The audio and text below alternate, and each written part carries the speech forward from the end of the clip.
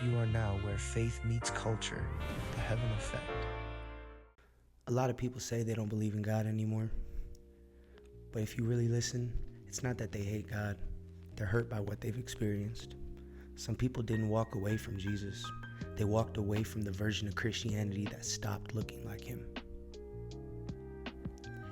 In John 13:35, it says, "By this everyone will know that you are my disciples, if you love one another."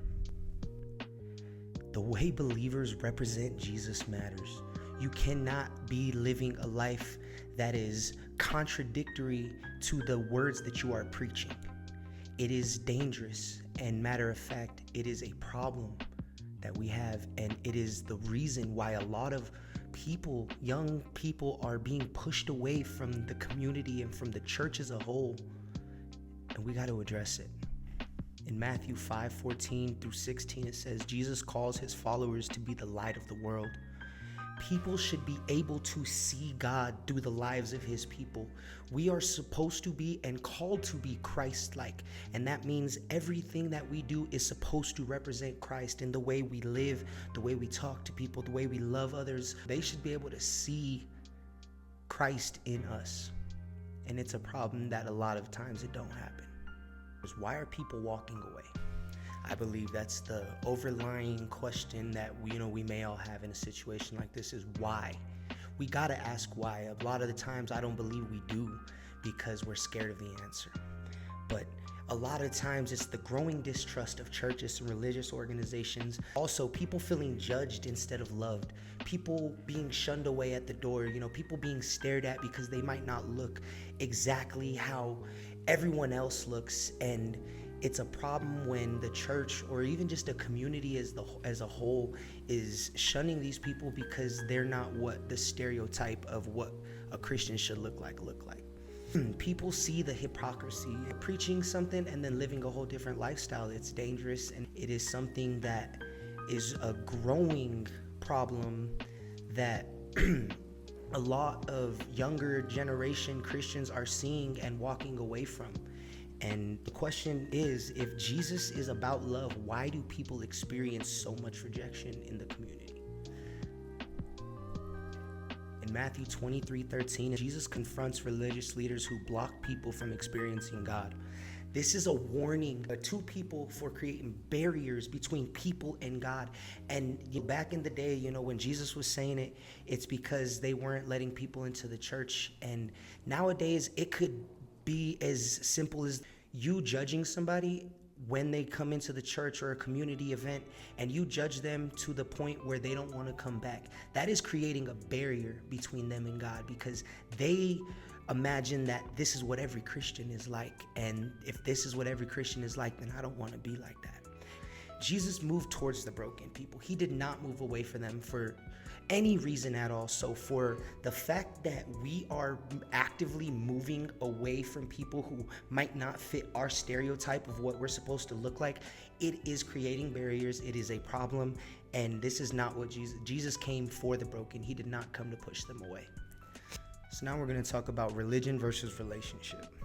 Religion at points can become just about appearance, rules, and performance, rather than when relationship is an actual transformation and grace and a knowing and relationship with God. There's a big difference between religion and relationship, and I truly believe that a lot of the modern church and the modern community, I can't even say church because I know plenty of churches that are very welcoming and very, amazing people, amazing congregations, but for the most part, the community is actively participating in a way where it is more religion than relationship, and it's more about how many, it's about the numbers, it's about the viewers, it's about the money, it's about, there's so much different things that come into play when religion becomes priority over relationship. There's a danger of not knowing, or of knowing a Bible verse but not knowing God's heart. And when I say that, the Bible says that God is love, and for us to truly be Christ-like is to love others. And I've seen it personally where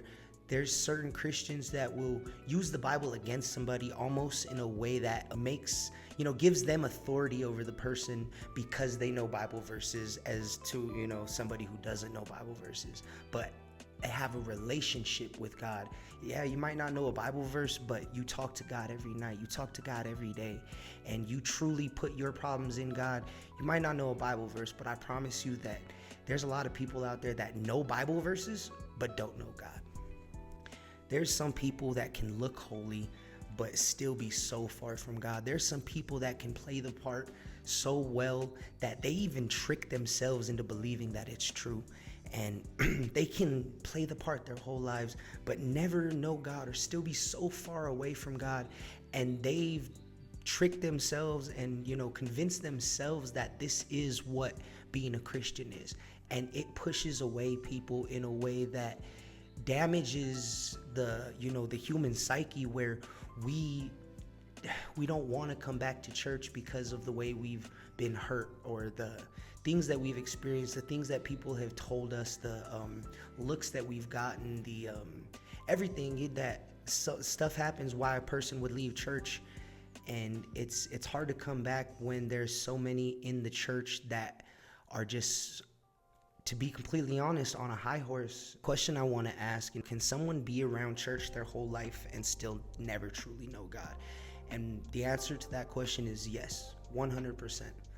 There's some people who, it's almost, like we were talking about religion over relationship. It's almost an obligation for them to come to church.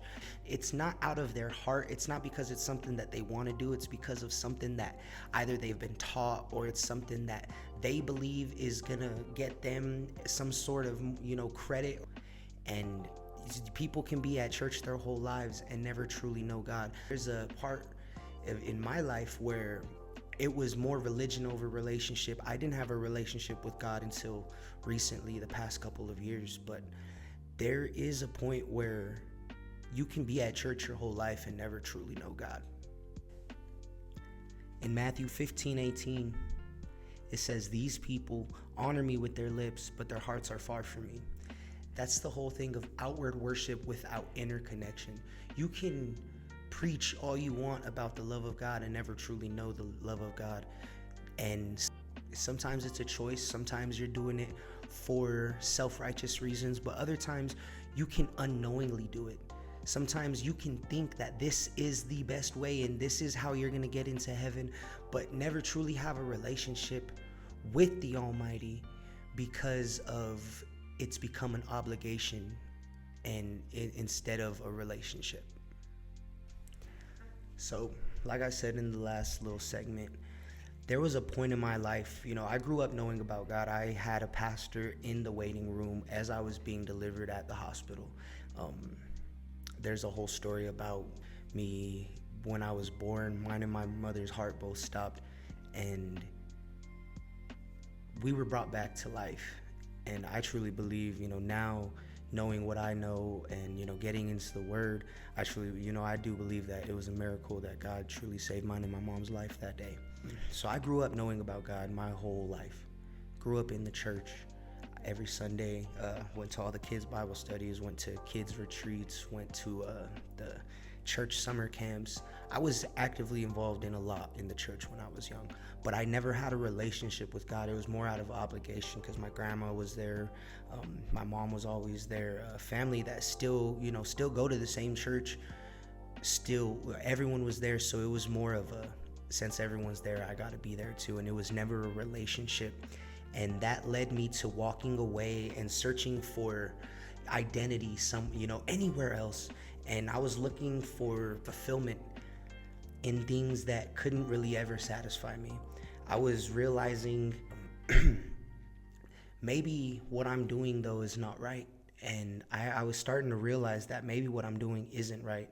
And I felt the call, and God was calling me back in a way that, I was still actively in sin when God was actively calling me. Luke 15:11 through 24, there's the parable of the prodigal son, and it talks about a son who did a lot we'll just leave it a short story. If you want a bigger cap video, there's one on my other YouTube page about the parable of the prodigal son. But basically, it's talking about how God welcomes us back with love and restoration, because even though we might be broken, even though we might be just in shame and in ruin, God offers love and restoration in any situation. And he is always openly welcoming you back with open arms and waiting, looking on the horizon, waiting for you. So now I want to talk about the culture problem and why younger generations are looking for meaning everywhere but the church. There's been a spike of self-help, spirituality, manifestation, identity movements that are all playing part in why this new generation is so eager to walk away from church, because they believe that there's something else out there that can help them other than God. And they believe these are helping more than God can help them, because at the church or in communities of Christians, they've been so judged that when they get accepted anywhere, that's where they gravitate towards. And then it becomes where they start developing a hate for the church or for God, when in reality it's one bad person or one wrong person in the church that distorted their whole worldview. So I truly believe that Christians can engage culture without criticizing it, or without just criticizing it. And there's been points where I'm glad I've been through what I've been through, and led the lifestyle that I led for so long, because it truly did change my worldview and change my way of thinking. And now that I am actively walking with God, I have a heart for people who are in addiction. I have a heart for people who are in situations where other people might push them away, or other people might judge them because they don't know the situation. I have a heart for people who believe it's because I went through the same thing. And I experienced and I lived that lifestyle for a very long time. Looking from the outside, I can see the pain, I can see the turmoil, I can see the hurt in people's eyes. And I thank God that I was able to go through that, and now that I'm able to help people get through it. So I truly do believe that, Christians can be a part of culture and can engage in the culture without just criticizing it. Because relating to people is a way to most people's hearts, and you can have a conversation with anybody if you can relate with them. So I truly believe that, yes, Christians can engage culture without just criticizing it. So in 1 Corinthians 9:22-23, it says, Paul became all things to all people to reach others. Meeting people where they are without compromising your own truth it's a slippery slope, but it's something that us as Christians need to come to a point where we need to do it. And we need to be able to go to the lost. We need to go to the people that Christ called us to go to, the broken, the hurt, the ones in pain, the ones who actually need it. So we have to be able to relate to these people. We have to be able to become all things to all people, because meeting people where they are is the same thing that God does in every one of our lives. But I know for a fact God came to me and met me exactly where he needed to meet me. It wasn't when I was already in the church.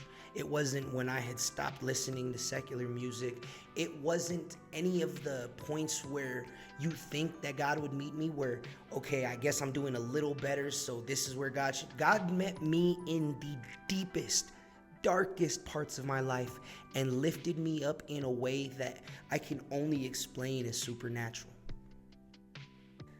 So yes, meeting people where they are is necessary, but also don't compromise your truth. Don't stay and get dragged back into that lifestyle yourself, but meet people where they are. It is necessary. So if we claim to represent Jesus, do people actually see Jesus through our lives? That is a question that we definitely need to sit on and definitely need to think about in every one of our lives. Because if we claim to represent an almighty, perfect Savior and don't actively show it in our lives, there's a problem. And people are going to see that and be detoured from the community, from, Christianity, from the church, because they think it's hypocritical. And they might, they might see the outside and how you are not practicing what you preach. People definitely need to be able to see that we represent Jesus through our lives. If we claim to represent Jesus, we need to show through our lives that we represent Jesus. So are we building walls or bridges?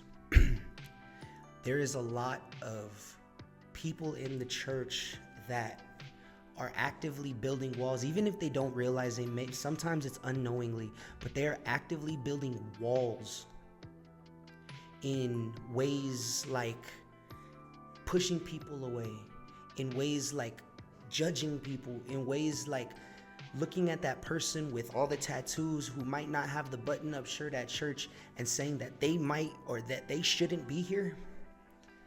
They build a wall between that person and God. And as Christians, we are supposed to build bridges so that people can find God and people can find that grace and find that happiness. We're not supposed to build walls. We're supposed to be building bridges. So how can we bring truth and love truly together? If you're going through stuff, it doesn't mean that God doesn't love you. If you're going through addiction, if you're going through anger, if you deal with lust, that God doesn't say you're too far gone. God invites you to come back. And for people to be judging people that deal with things like that, it pushes people away. And us as a church, us as a community, we need to come together and bring together the love and the truth that everyone is not perfect. That some people may struggle, some people may be doing worse than others, but that does not mean that God loves them any less. But maybe the world doesn't need more people telling them that they're wrong. Maybe they need people to show them that there's a God who loves them and that can point them right. They don't need more people judging them. That already happens. The church doesn't need to be there to judge people because people always are judged. Throughout the whole world, throughout society, people are judged for their backgrounds, for their ethnicity, for their race, for their liking of certain things, for their anything. There's so much judging in this world. I truly believe that we do not need to be doing that in the church. It does not need to be happening from Christianity, from the church, from the whole community as a whole. It does not need to be happening because it happens so much everywhere else. God still has a purpose for these people. And for us to judge them is wrong.